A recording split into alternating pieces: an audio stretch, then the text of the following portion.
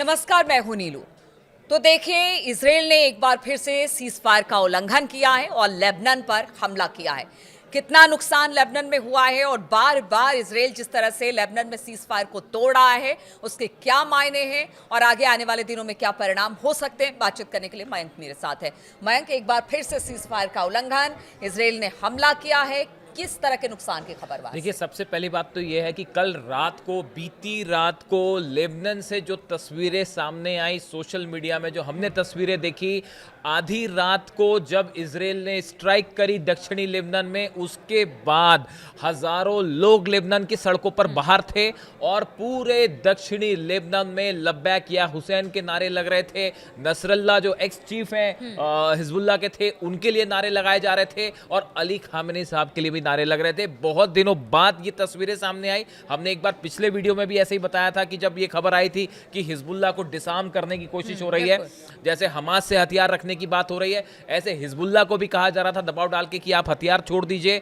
उस समय Ali Larijani जो एडवाइजर हैं अली खामेनी साहब के, वो बेरूत गए थे।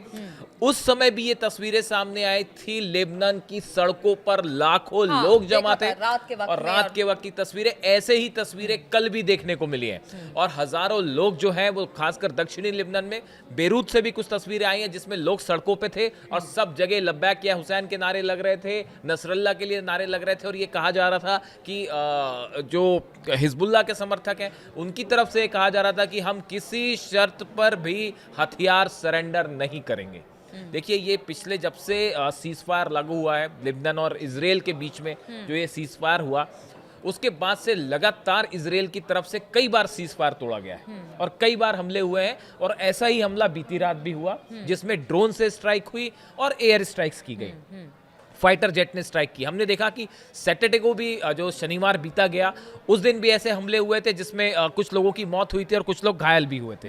अब देखिए, ये जो पूरी कोशिश है, अभी जो खबर सामने आई है कि ये दक्षिणी लेबनान में ये हमला हुआ, जिसके बाद जो जोसेफ ऑन है लेबनान के राष्ट्रपति हैं, उनकी तरफ से बयान आया। उन्होंने कहा, Lebanese president Joseph on however insist Israel's strike targeted eight civilian facilities and condemns what he says is a breach of a ceasefire negotiated last year.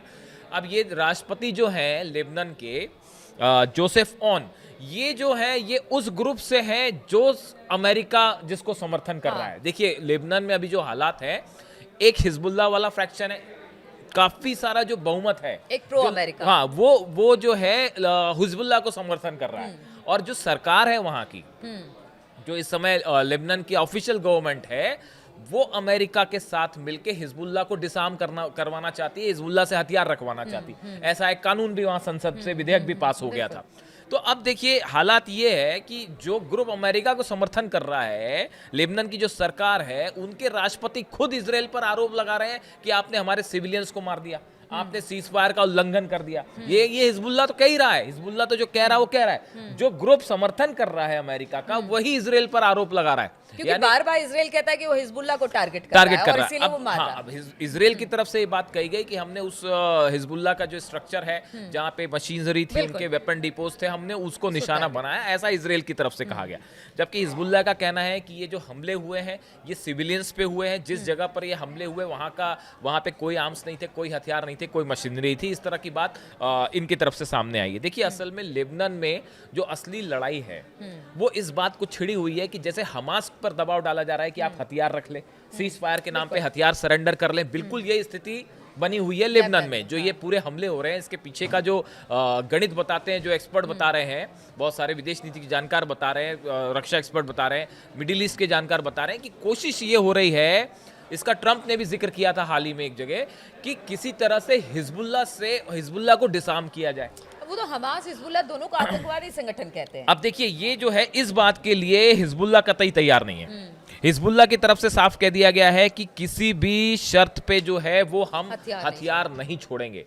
जो नईम कासिम उनके चीफ हैं हिजबुल्लाह के, उनकी तरफ से ये बयान सामने आया है। उन्होंने साफ कह दिया है कि हिजबुल्लाह जो है वो अपने हथियार नहीं छोड़ेगा और किसी भी तरह के जो हमले इजराइल करेगा हम उसके जवाब देंगे, या इजराइल से समर्थित कोई भी अगर गतिविधि होती है लेबनान में तो हिजबुल्लाह उसका मुकाबला करे। देखिए, पिछले कुछ समय में ये बात साफ है, कि जाहिर सी बात है कि इतने अटैक हुए हैं लेबनान में, हिजबुल्लाह के ऊपर अटैक हुए कि उनका काफी सारा नुकसान हुआ है, काफी हथियार तबाह हुए हैं और कमजोर भी हुआ है। और खासकर बशर अल असद सरकार के हटने के बाद जो सप्लाई सीरिया से हो रही थी हथियारों की, या जो मदद सीरिया से मिल रही थी, वो सब बंद हो गई। तो बड़ी साधारण सी बात है कि हिजबुल्लाह उस मुकाबले में जो है स्ट्रगल कर रहा है। लेकिन बताया ये जाता है कि ईरान की मदद से एक बार फिर हिजबुल्लाह को तेजी से मजबूत किया जा रहा है और हथियार पहुंचाने की भी कोशिश हो रही है उसके पास, और फाइनेंशियली भी स्ट्रांग करने की कोशिश हो रही है। देखिए, पिछली बार जब एक कानून पास हुआ था कि हिजबुल्लाह हथियार रख ले, उस समय अमेरिका की तरफ से, इजराइल की तरफ से, वहां की जो गवर्नमेंट है उस पर दबाव आया,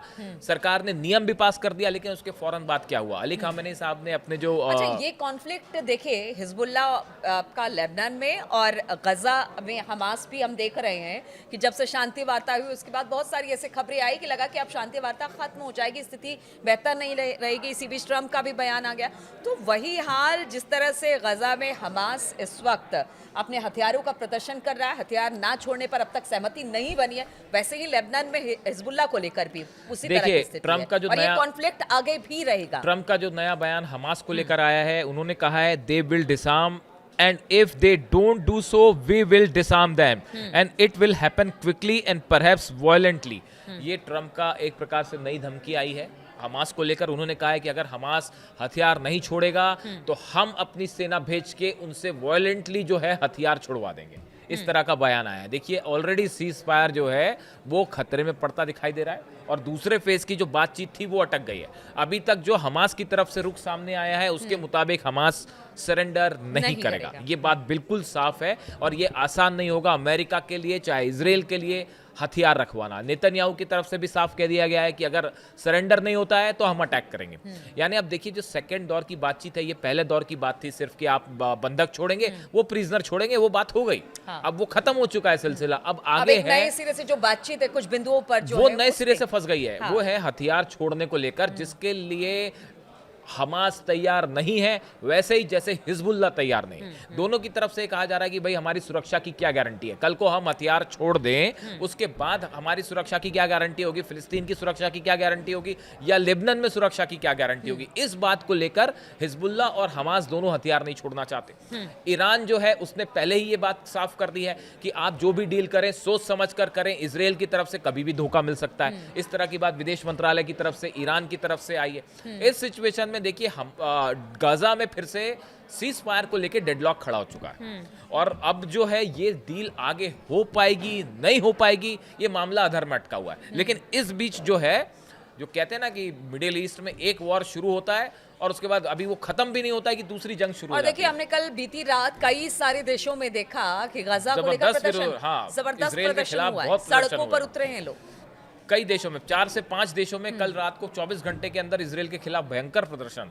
और आप देखिए, पाकिस्तान में भी प्रदर्शन हो रहा है। जो वहाँ का एक ग्रुप है लब्बैक कुछ उसका नाम है, जो वो भी प्रदर्शन कर रहा है इजराइल के खिलाफ। तो कई देशों में इजराइल के खिलाफ जबरदस्त प्रदर्शन हो रहे हैं। और अब ये हिजबुल्लाह के साथ जो नया फ्रंट खुलता दिखाई दे रहा है, ये बताया जा रहा है कि आने वाले कुछ दिनों में हम जिस तरह की स्ट्राइक गजा में हो रही थी, ऐसे हमले हम लेबनान में देख सकते हैं। और अब इसकी तरफ से अब जवाब इस बात का, इंतजार इस बात का है कि हिजबुल्लाह की तरफ से क्या जवाब दिया जाता है इसराइल को। क्या हिजबुल्लाह भी सीज फायर तोड़ के रॉकेट हमले जैसे हम पहले देख रहे थे उस तरह के हमले होंगे, या देखिए हिजबुल्लाह के पास अभी भी बड़ी संख्या में लड़ाके मौजूद हैं। हाँ, बिल्कुल, हथियार भी है, हथियार भी हैं, लड़ाके भी हैं, इसमें कोई शक नहीं है। और इसीलिए वो उसे छोड़ना भी नहीं चाह रहे। तो इस सिचुएशन में क्या, जैसे नईम कासिम कह रहे हैं कि इजराइल को जवाब दिया जाएगा, ये लड़ाई क्या आगे बढ़ सकती है? क्या जो हिजबुल्लाह पर दबाव है कि आप हथियार रख दीजिए, क्या इस बात को लेकर हम लेबनान में आने वाले कुछ दिनों में एक नई जंग देख रहे हैं? और क्या 1-to-1 ग्राउंड ऑपरेशन की नौबत फिर से आ सकती है? और अगर ऐसा होता है तो इसका असर गजा पे क्या होगा, हमास के साथ जो सीज फायर है उसका क्या होगा?